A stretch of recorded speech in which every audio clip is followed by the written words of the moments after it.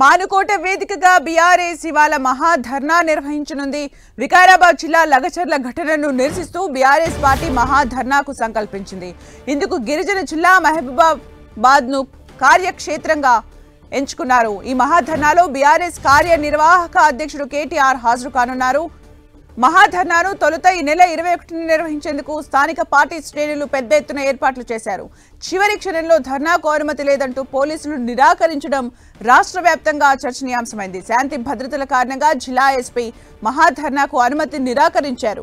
BRS నేతలు వెంటనే హైకోర్టును ఆశ్రయించి వాళ్ళ ధర్నా నిర్వహించేందుకు అనుమతి తెచ్చుకున్నారు. దీంతో ఇవాల్టి ధర్నా విజయవంతం చేసేందుకు పార్టీ నేతలు పెద్ద ఎత్తున ఏర్పాట్లు చేస్తున్నారు.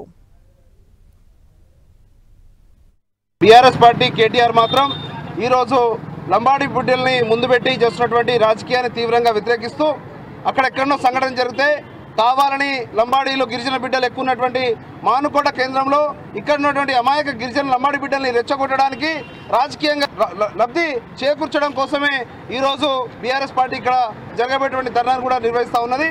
కావాలని రాజకీయంగా లబ్ధి కోసం మమ్మల్ని వాడుకుంటే మాత్రం ఖబర్దార్ బిడ్డ నిన్న ఎక్కడ కూడా తెలంగాణలో లంబాడి బిడ్డలు తిరగని అని చెప్పి కూడా.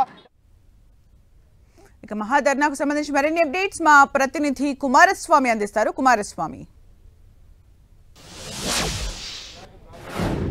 సుమిత్ర, లగ్జర్లకు సంబంధించినటువంటి బాధిత గిరిజనులకు మద్దతుగా బీఆర్ఎస్ నిలబడేందుకు వాళ్ళ భూములు ప్రభుత్వం సేకరించడం పట్ల తీవ్రమైనటువంటి నిరసన వ్యక్తం చేస్తుంది. బీఆర్ఎస్ అంటే లగచర్ల బాధిత గిరిజనులకు సపోర్టివ్గా ఉండేందుకు, మద్దతుగా ఉండేందుకు మొత్తం రాష్ట్ర వ్యాప్తంగా ఉద్యమానికి శ్రీకారం చుట్టింది. దానిలో భాగంగానే ఇప్పటికే బీఆర్ఎస్కు సంబంధించినటువంటి వర్కింగ్ ప్రెసిడెంట్గా ఉన్నటువంటి కేటీఆర్ జాతీయ స్థాయిలో ప్రధాన అంశంగా దీన్ని నిలబెట్టేటువంటి ప్రయత్నం చేసిండు. రాష్ట్రంలో కూడా ఎవరైతే ఆదివాసీ గిరిజనులు, లంబాడ గిరిజనులు ఎవరైతే ఉన్నారో వాళ్ళకు మద్దతుగా నిలిచేందుకు బీఆర్ఎస్ ఆందోళన చేపట్టింది. ప్రధానంగా వ్యూహాత్మకంగా మహబూబాబాద్ జిల్లాను అత్యధిక పార్లమెంటు నియోజకవర్గ పరిధి లోపల అత్యధికంగా లంబాడ గిరిజనులు, ఆదివాసీ గిరిజనులు ఉంటారు.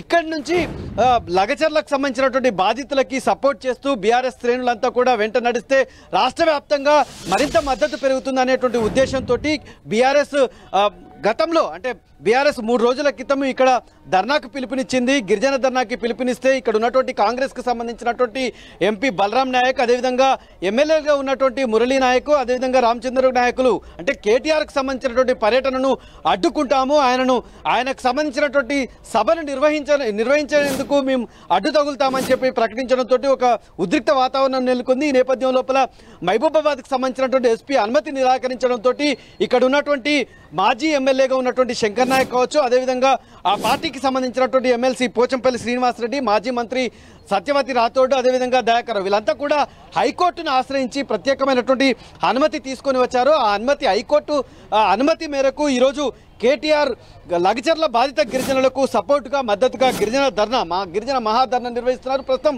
మహాధర్నా నిర్వహించేటువంటి మహబూబాబాద్కు సంబంధించినటువంటి ఎంఆర్ఓ ఆఫీసు ఎదుట మనం ఉన్నాం. ఇప్పటికే కేటీఆర్ బయలుదేరడం, కేటీఆర్తో పాటు ఆ పార్టీకి సంబంధించినటువంటి గిరిజన నేతలు, మాజీ మంత్రి సత్యవతి రాథోడ్ వీళ్ళంతా కూడా బయలుదేరారు. పెద్ద ఎత్తున మహబూబాబాద్ పార్లమెంట్ పరిధిలో ఉన్నటువంటి బీఆర్ఎస్ శ్రేణులు, గిరిజనులంతా కూడా సభా వేదిక వద్దకు చేరుకున్నారు. ప్రస్తుతం సభా వేదిక వద్ద మహబూబాబాద్ మాజీ ఎమ్మెల్యే శంకర్ నాయక్ మనతో ఉన్నారు. శంకర్ నాయక్ గారు, ఈ సభ ద్వారా లగచర్ల బాధిత గిరిజనులకు మీ మద్దతు ఎలా ఉండబోతుంది? వాళ్ళలో ఏ రకంగా ఆత్మస్థైర్యాన్ని నింపుతుందని మీరు అనుకుంటున్నారు? ఇప్పటికే మీరు చూశారు, మా గిరిజన బిడ్డలకు, లంబాడి బిడ్డలకు మా ప్రియతమ నాయకులు daring and dynamic future of Telangana త్వరలోనే రాబోతున్నారు. వారికి స్వాగతం సుస్వాగతం పలుకుతూ వారు మా గిరిజనులకు మేమున్నాము, బీఆర్ఎస్ ఉన్నది మీ వెంట అని చెప్పేసి అక్కడికే ఎన్నో మా సత్యవతి రాథోడ్ గారు కానీ, కవిత గారు కానీ, మా చాలామంది మా వర్కింగ్ ప్రెసిడెంట్ కేటీఆర్ గారు వెళ్ళి వాళ్ళకు ధైర్యం ఇవ్వడం జరిగింది. మేమున్నాం, మీరు అధైర్యపడకండి అని చెప్పడం జరిగింది. అదే సందర్భంలో ఇవాళ లఘుచర్ల సందర్భం గిరిజనుల లంబాడి బిడ్డల ఆ విషయం పైననే, ఆ దుర్ఘటన పైననే ఇవాళ పెద్ద ఎత్తున ఇవాళ మానుకోట గడ్డ పైన ఇవాళ మహాధర్నా కార్యక్రమాన్ని పెట్టడం జరిగింది. వాళ్లకు మేమున్నాము, వాళ్ళని కాపాడుకుంటాం. ఇప్పటికే మీరు చూశారు, మహారాష్ట్ర రిజల్ట్ మీరు చూశారు. ఏదైతే ఈ సీఎం గారు రేవంత్ రెడ్డి గారు వెళ్ళారో అక్కడ ఎలాంటి రిజల్ట్ వచ్చిందో మీరు గమనించారు. అది చూసి టర్న్ తీసుకున్నారు. ఇది ఇండస్ట్రియల్ క్యారిడార్ పెడతాము, ఫార్మా కాదు అని చెప్పారు. ఫార్మా ఇండస్ట్రీ పెట్టినా, ఇండస్ట్రియల్ క్యారిడార్ పెట్టినా అది గిరిజనులకు ఇబ్బంది అవుతుంది. గిరిజనుల భూములు లాక్కోవద్దు, ఆల్రెడీ మాజీ ముఖ్యమంత్రి గారు మా ప్రియతమ నాయకులు కేసీఆర్ గారు 14,000 ఎకరాలు మంచర్లలో ఆల్రెడీ సేకరించి ఉన్నారు. మీకు దమ్ము ధైర్యం ఎలాంటి ఉన్నా, ఎలాంటి ఇండస్ట్రీ పెట్టాలన్నా, ఎలాంటి ఫార్మా ఇండస్ట్రీ పెట్టాలన్నా అక్కడ పెట్టండి. కానీ భూముల గిరిజన భూములు లంబాడీల జోలికి వస్తే బాగుండదు అని చెప్పేసి వాళ్ళకు న్యాయం జరిగే వరకు మేము పోరాడతామని చెప్పేసి నేను మనవి చేస్తున్నాను. మీరు ఒకవైపు ఈ రకంగా చెప్తున్నారు, కాంగ్రెస్ పార్టీకి సంబంధించినటువంటి ఎంపీ కావచ్చు, ఎమ్మెల్యేలు అడ్డుకుంటామని చెప్పారు. నిన్నటికి నిండా గిరిజన శక్తికి సంబంధించినటువంటి నేతలు కూడా కేటీఆర్ సభను అడ్డుకుంటారు. ఎట్లా చూడొచ్చు? ఇప్పుడు గిరిజన బిడ్డలైతే, లంబాడి బిడ్డలైతే ఇది ఎవరి కోసం చేస్తున్నాం, ఎందుకోసం చేస్తున్నాం అనేది వాళ్ళు డాక్టర్లు, చదువుకున్నారు, మేధావులు, విద్యావంతులు ఆలోచించాలి.